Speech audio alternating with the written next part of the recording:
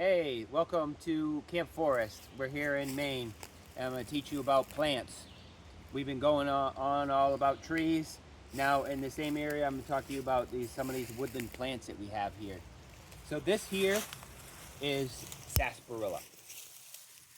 Sarsaparilla is not really common, and because at one time this land here was all cleared for sheep field, right? And when it was cleared for sheep field, a lot of the woodland plants were destroyed, but they held over in the stone walls, right?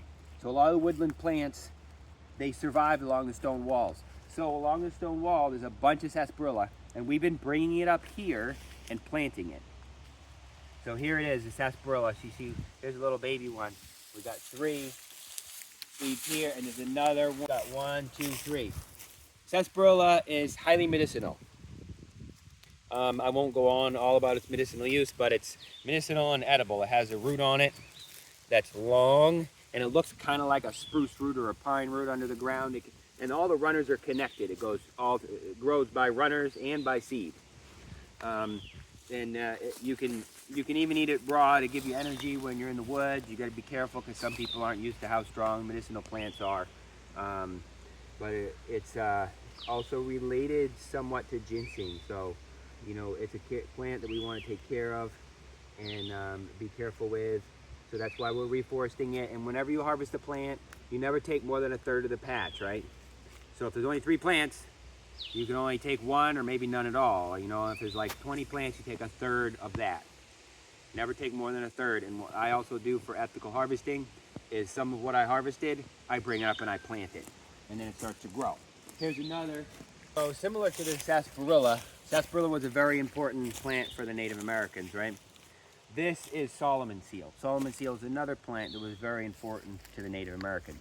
This is a wild woodland Solomon seal.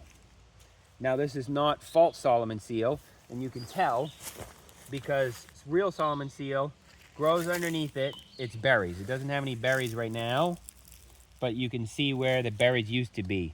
The flowers are underneath, right? And this one too. So it's produced flowers already this spring, and then it'll produce seed. This is edible and medicinal. It's sometimes called the workhorse herb because it makes you so strong in being able to work and with your joints and ligaments and also can be made into a salve externally. It can be eaten internally. It's also edible like a potato, but like I said, you have to be strong with wild plants. Sometimes people aren't used to how strong they are, and if they eat a lot of wild plants all at once, they'll end up vomiting their not so good food that they ate because the wild plants are like just really strong. So, but the Native Americans ate a lot of this. They cultivated huge patches of it. So that's the plant here. We found this, and it's a wild plant, a wild Solomon seal. It's not a cultivated one.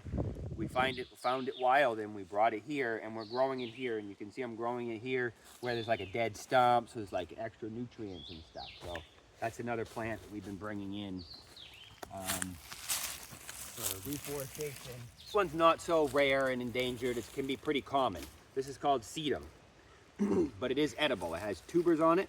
They're quite bitter until you boil them in several changes of water, like 2, 3 changes of water. Keep pouring it off, and it's like a potato. You can make like a thick mashed potatoes with it. We found this. It's a wild sedum. There's other types of sedum that are made to be landscaping plants that have beautiful flowers on them, different types of flowers. But this one is a wild one, and I've eaten the roots off of this one, and it's real edible and good.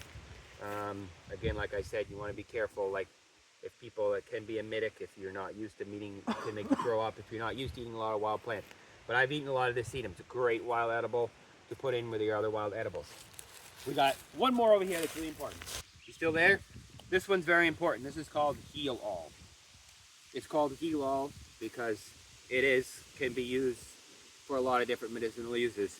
Now this one, we haven't planted it, but it naturally came in. What we're doing here is we're burning to keep ticks and brown-tailed moths. We burn the leaves, right? When we burn the leaves, it brings in a new ecosystem. And this heel all is sprouting sometimes out of the burned leaves. This can be used Externally, you can just chew it up, make a poultice. And put it on a cut like that. You want to use your own saliva, chew it up yourself. And it's kind of sticky, so it'll actually even stay there without a Band-Aid. It has a mucilaginous quality to it. And so you can also soak it in olive oil and beeswax and make a salve out of it that you can use for cuts and scrapes. And it's you can also use it as a chest rub as well. But also you can make a tea out of it, so it can also be drank internally. So it's called Heal All because you can look it up and it has so many different medicinal uses. But we keep it here. We can use it directly on small cuts and stuff, and it tastes really good. It has a beautiful flower on it as well when it flowers. So yeah, thanks for watching. Don't forget to subscribe, and you will see more videos that we post about more different plants, and you're learning all kinds of valuable information here. So don't forget to subscribe, because I'm giving you all this valuable information for free here on YouTube. So come check it out.